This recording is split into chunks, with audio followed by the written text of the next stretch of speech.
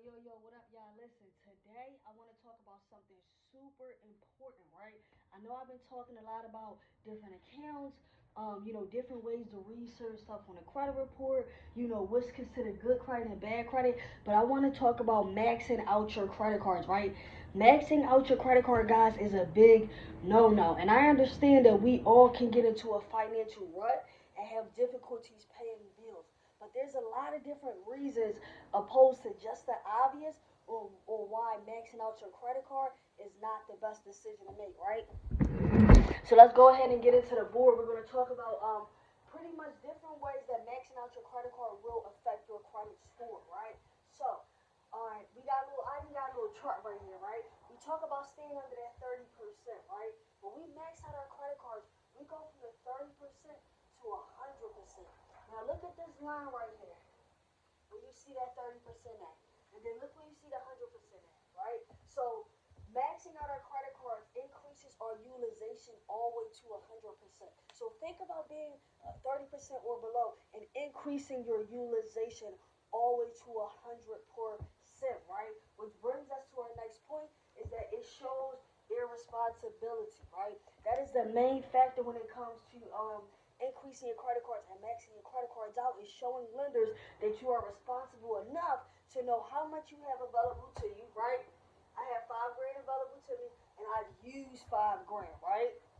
You want to that is showing irresponsibility and you want to get back in good favors and start to bring that balance down as quickly as possible, right? You want to start to bring that balance down, even paying more of the minimum. Like I said, you may gotta sacrifice some of your pocket money or whatever you might have been deciding you was gonna buy a new air fryer, and you have to put that money onto your credit card payment in order to decrease your balance, right? Now, okay, like I said, guys, it increases your loan amount, right? If you go from 30% utilization to 100% utilization, right, it increases your loan amount, right? Which also increases the interest rate that you're going to be charged because now you're carrying that balance each month, which is not necessarily a bad thing to carry a balance each month. But the higher the balance, the more your interest rates you are going to be charged, right? For the longer term, because the higher the balance means it's going to also take you longer to pay off that debt as well, right? It's going to take much longer to pay off that debt if you're paying more opposed to if I'm paying $30 versus I'm paying 3,000, right?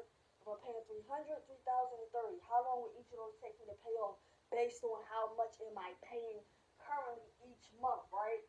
So, like I said a little bit earlier, again, guys, you have a higher payback, which means higher risk.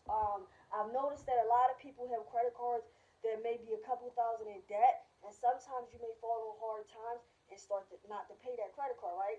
Now you missed one payment.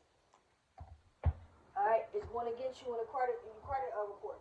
Now you missed 2 payments. It's going to get you on your credit score. Now you missed 3 payments, right? And then now you decided after you've been 2, 3 months behind that you're just going to forget about the debt, default on the debt completely, which is going to eventually turn that debt into a collection, right? It's going to turn that debt into a collection, and you do not want that, right? I'd rather have a late payment on my account than a collection on my account, a new collection on my account, right?